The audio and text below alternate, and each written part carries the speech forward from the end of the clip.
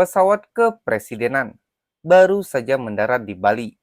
Kamera menyorot, pejabat berjejer rapi, senyum menggembang, jabat tangan bergantian. Dari luar, semua tampak teratur, penuh wibawa. Tapi mari kita balik layar sejenak saat protokol kenegaraan berlangsung megah.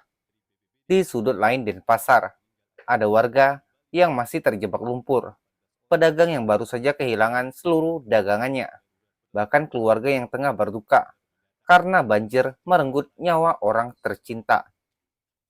Presiden Prabowo Subianto datang meninjau langsung lokasi banjir. Kehadirannya tampak seperti bentuk empati. Namun, pertanyaan besar menggantung. Apakah kunjungan ini sekedar simbol politik atau betul-betul langkah nyata untuk membenahi masalah mendasar yang selama ini selalu dibiarkan?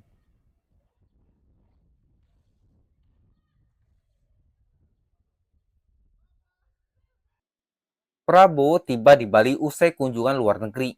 Dari Abu Dhabi langsung ke Denpasar, lalu disambut pejabat tinggi, mulai dari Gubernur Bali, Iwayan Koster, hingga Panglima TNI Jenderal Agus Subianto. Namun, ada satu absensi mencolok.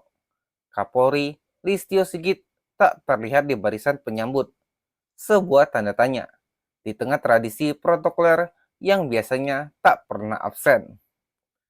Di balik sambutan itu, publik sebenarnya telah menyorot kenyataan di lapangan. Banjir di Denpasar bukanlah bencana yang datang tanpa tanda. Tahun demi tahun, Bali selalu dihantam bencana hidrometeorologi. BNPB mencatat sepanjang 2025 saja, sudah lebih dari 1.200 bencana banjir dan longsor terjadi di seluruh Indonesia, termasuk di Bali. Fakta ini menyisakan kritik tajam. Kalau bencana sudah jadi pola, mengapa mitigasi selalu kalah cepat dibandingkan seremoni penyambutan?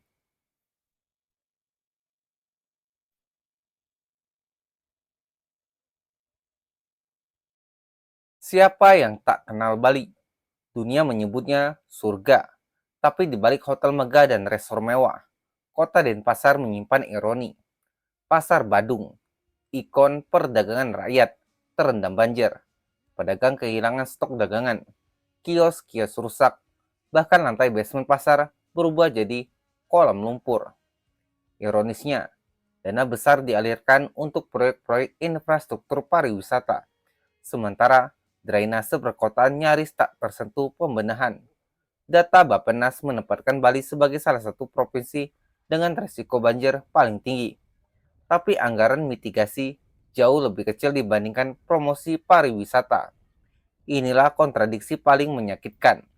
Negeri yang menggembar-gemborkan pariwisata justru gagal melindungi nadi ekonomi rakyat kecil dari bencana berulang.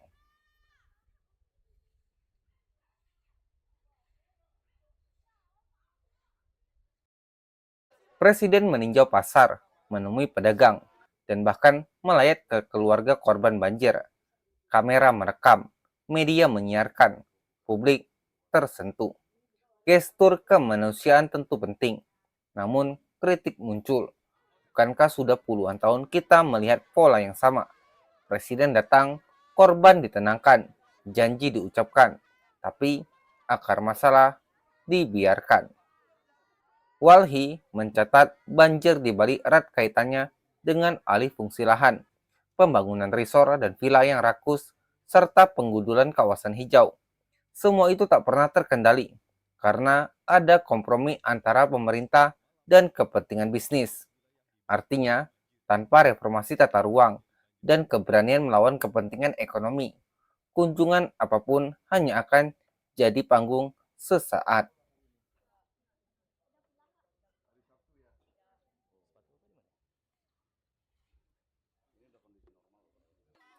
Sore hari, Presiden dan rombongan bergerak ke istana tampak siring. Agenda berlanjut, protokol kembali berjalan. Tapi di Denpasar, warga masih berjuang, membersihkan lumpur dengan tangan kosong, mencari nafkah yang hilang, menunggu bantuan yang sering datang terlambat. Ini menimbulkan pertanyaan getir. Apakah kehadiran Presiden benar-benar menyelesaikan masalah? atau hanya menjadi obat penenang. Sementara bagi rakyat yang menuntut keadilan, sejarah menunjukkan Bali sudah berkali-kali diterjang banjir besar, namun solusi permanen tak pernah benar-benar diwujudkan. Jika pola ini terus dibiarkan, maka kunjungan presiden hanya akan masuk catatan berita, bukan catatan perubahan. Bencana bukan sekedar berita, melainkan tragedi yang nyata merenggut nyawa dan masa depan rakyat kecil. Kita tak boleh puas dengan empati di depan kamera, karena yang dibutuhkan adalah kebijakan yang berpihak pada rakyat dan keberanian melawan keserakahan. Mari kita kawal bersama, suarakan kritik. Jangan biarkan daerah Bali dan daerah lain di Indonesia terus jadi korban siklus bencana yang seolah tanpa akhir. Klik tombol like jika Anda peduli. Bagikan video ini agar lebih banyak orang sadar dan tekan subscribe agar kita bisa terus menguliti janji-janji pemerintah demi rakyat, bukan demi citra. Sampai jumpa di video berikutnya. Stay waras di dunia yang semakin gila.